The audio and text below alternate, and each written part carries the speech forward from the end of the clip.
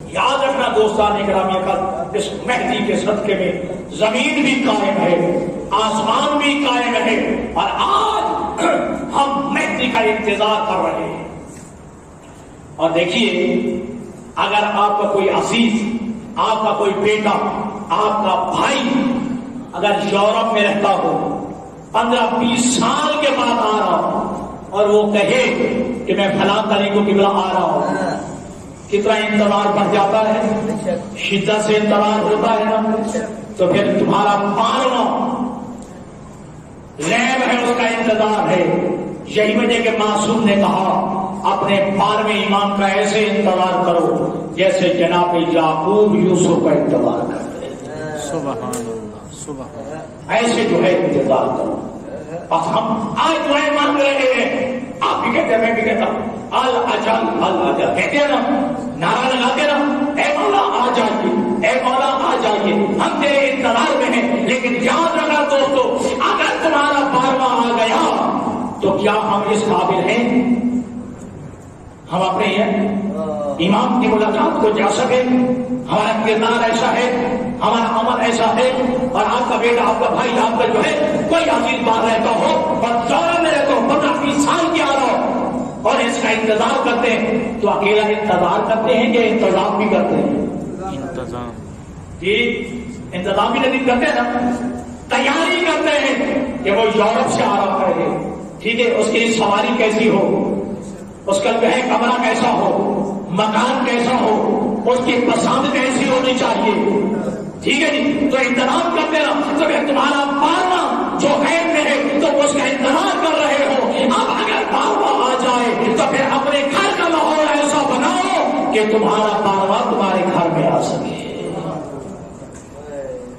پھر اپنے گھر سے وہ چیزیں باہر نکال دو جو تمہارے امام کو ناپسند ہے، اور وہ چیزیں اپنے گھر میں لے آؤ جو تمہارے امام کو پسند ہے۔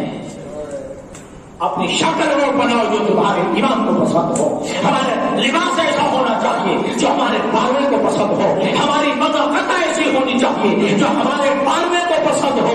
اور امام کا فلسفہ یہی ہے، امام کا انتظار جو کر رہے ہیں وہ یہی ہے کہ تاکہ ہم دیکھیں امام ہم سے چاہتا کیا ہے۔ جی، ہمیں یہ معلوم ہونا چاہیے۔ اچھا، بہترین ریت کون ہوتی ہے نبی؟ جو اپنے امام کی مزاج شناس ریت ہو، مزاج شناس ریت ہو، تو اپنے امام کے مزاج کو سمجھے کہ تمہارا امام کا مزاج کیا ہے، وہ تم سے کیا چاہتا ہے، اور امام تم سے کیا تقاضا کرتا ہے، وہ چیزیں دیکھے۔ وہ کون سے کام ہیں جس سے تیرا 12واں راضی ہوتا ہے، اور وہ کون سے کام ہیں جس سے 12واں ناراض ہوتا ہے۔ بے شک، بے شک۔ اور ہمارے گناہ معصوم کے فرمان کے مطابق تمہارے گناہ ایسے ہیں کہ جو تمہارے امام کے ظہور میں مانے ہیں۔ اگر تمہارے گناہ ختم ہو جائے، اگر تم میں کوئی ابو ذر بن جائے، سلمان بن جائے، میثم تمار بن جائے، عمار یاسر بن جائے، مالک اشتر بن جائے، تو پھر تمہارا امام جلد جو ہے ظہور کرے گا۔ ہمیں اپنا کردار وہ بنانا ہے، اپنا عمل وہ بنانا ہے جس سے ہمارا 12واں راضی ہو جائے اور ہم 12ویں کی رعیت بننے کے قابل بن جائیں۔ بس عزیزان گرامی، اپنے 12ویں کو صرف الاجل الاجل کہہ کے نہ پکاریے، بلکہ اپنے امام کو ہاتھی سمجھیے، رہبر و رہا نما سمجھیے، اور زمین ہموار کیجیے تاکہ امام کا راستہ ہموار ہو، امام کا ظہور جلد ہو جائے، ہماری مساجد آباد ہو جائے، ہمارے امام درگاہ آباد ہو جائے، اور ہمارے مراکز دینی آباد ہو جائے، اور ہمارا کردار ایسا ہو کہ میرا امام مجھے اپنے گلے لگانے کے لیے تیار ہو جائے۔ اور روایات میں ہے آپ کا 12واں امام ہر سال حج پہ بھی تشریف لے جاتا ہے، تمہارا 12واں امام ہر سال زیارات میں بھی تشریف لے جاتا ہے، اور تمہارا 12واں امام جو ہے مومنین کی خوشیوں میں بھی آتا ہے، مومنین کی غمیوں میں بھی آتا ہے۔ تو پھر تمہاری خوشیوں بھی ایسی ہونی چاہیے جہاں سے تمہارا امام راضی ہو کے جائے، ناراض ہو کے نہ جائے۔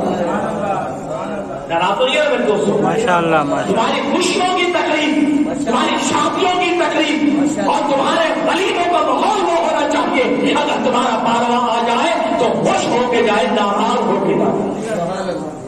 یہ تمہارے پاروے کا لطف نہیں ہے. روایات میں ہے کہ جب تم نیکی کرتے ہو تو تمہارا پارواں خوش ہو کے تمہیں دعا دیتا ہے. جب تم نیکی کرتے ہو تو بھائی صاحب روایت میں ہے کہ پارواں خوش ہو کے دعا دیتا ہے. لیکن اگر کوئی امام کا ماننے والا اگر گناہ کرتا ہے, معصیت کرتا ہے, نافرمانی کرتا ہے تو امام بد دعا نہیں دیتا, امام رونا شروع کر دیتا. بڑا سوچنا, غور کرنا, کیا ہمیں اپنے امام کو راضی کرنے کا سبب بننا چاہیے یا رلانے کا سبب بننا چاہیے؟ راضی کرنے.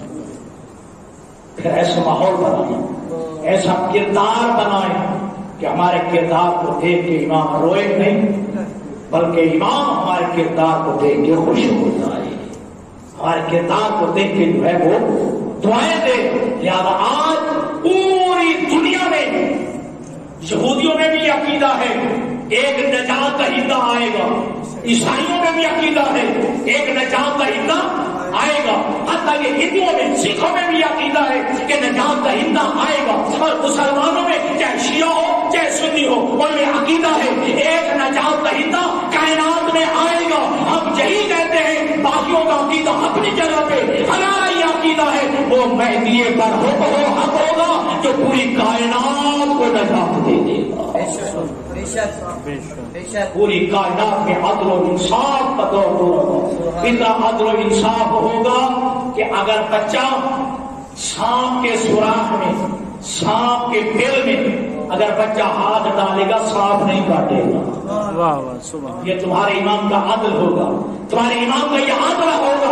اس زمانے میں ایسا ہوگا کہ بکری اور شیر اکٹھے کھڑے ہو کے ایک جو ہے گھاٹ میں پانی پیئیں گے, بکری کو شیر سے ڈرنے لگے گا, شیر جو ہے بکری پہ جو ہے ستم نہیں کرے گا. تو دوستو ایسا ماحول, ایسا جو ہے ہم زمانے کے خواہش مند ہیں, تو پھر ہمیں وہ کردار اپنانا ہے کہ کارواں تشریف لے جائے, کارواں جو ہے ہمیں گلے لگانے کے لیے تیار ہو جائے.